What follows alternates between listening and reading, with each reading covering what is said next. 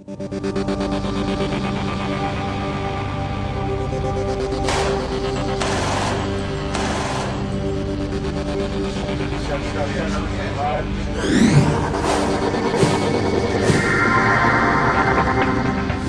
Second Lieutenant John Martz from Brussels, Ontario.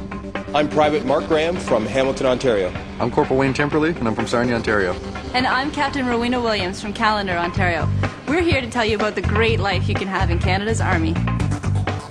We'll tell you what you can expect when you become a member of our team, whether you're an officer or a non-commissioned member, single or married, in the regular force or the reserves. We'll answer some of the basic questions you may have about training, working hours and uniforms, garrison life, and what it's like on field exercises and overseas deployments.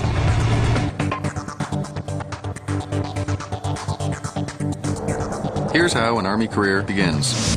If you're a non-commissioned member, once you've completed your basic military qualification, or BMQ, you'll move on to intensive preparation for the specialized occupation you've chosen.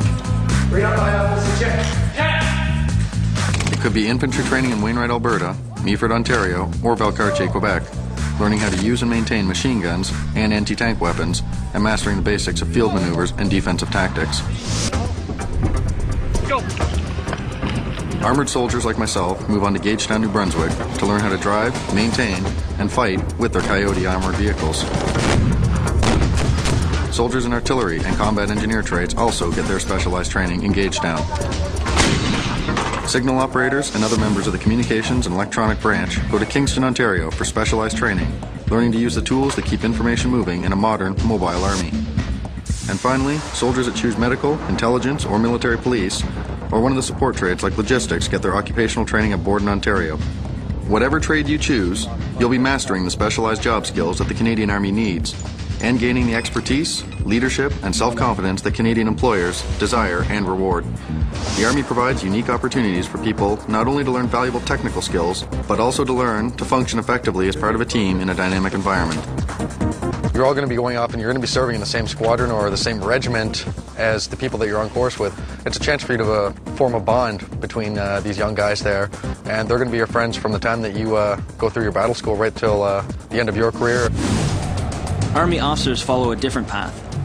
Once you've completed your basic officer training course, or BOTC, regular force officers move on to Gagetown, New Brunswick for Common Army phase training. Officers in the reserves will receive similar training through courses offered through distance learning and at training centers throughout Canada, as well as at their home unit.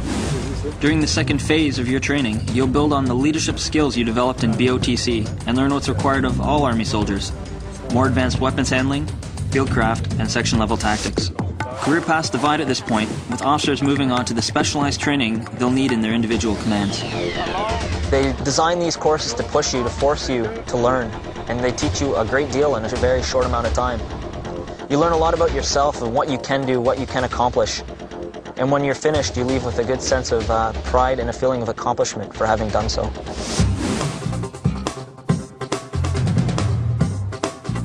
Once your training is completed, if you are a member of the regular force, you'll be posted to one of 9 Canadian Forces Army bases across the country. As a soldier, most of your time is spent in garrison, working at your home base. On garrison duty, soldiers enjoy the same basic working hours and holidays as civilian workers. Your daily routine in garrison usually starts with PT or physical training in the morning, and the rest of the day is filled with maintenance, training, and other duties.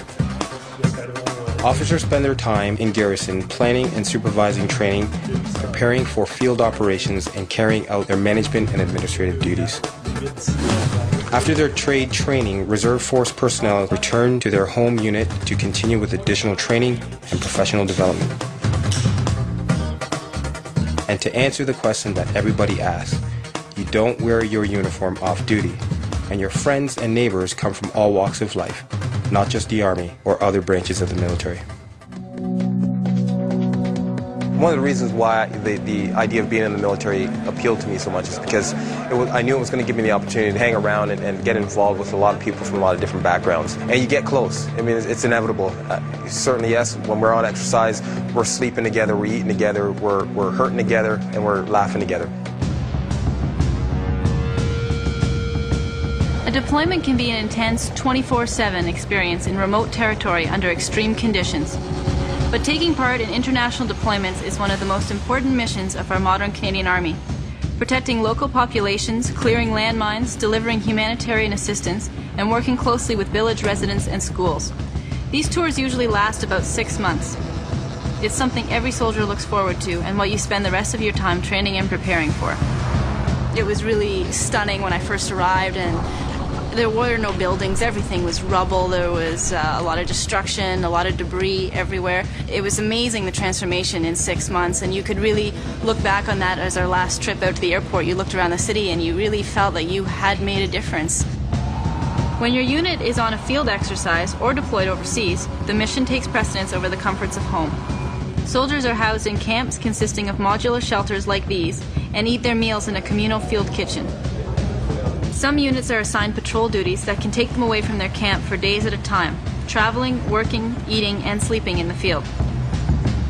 In camp, there are daily email and telephone links to family and friends back home where possible.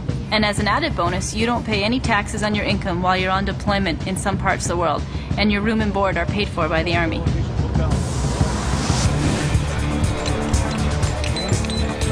You may have more specific questions about enrolling as a member of the Army and about the many opportunities available to you. Please feel free to ask any of the Canadian Forces personnel at the Recruiting Centre for help. Whatever choice you make, rest assured that in choosing the Army, you'll be joining a team that has already welcomed the best and brightest our country has to offer. A team with a proud heritage that stretches back into history, carrying on a vital tradition of peacemaking and peacekeeping, and of coming to the aid of people in need, both here at home and around the world. It's exciting, it's important, and we do make a difference. The Canadian Army.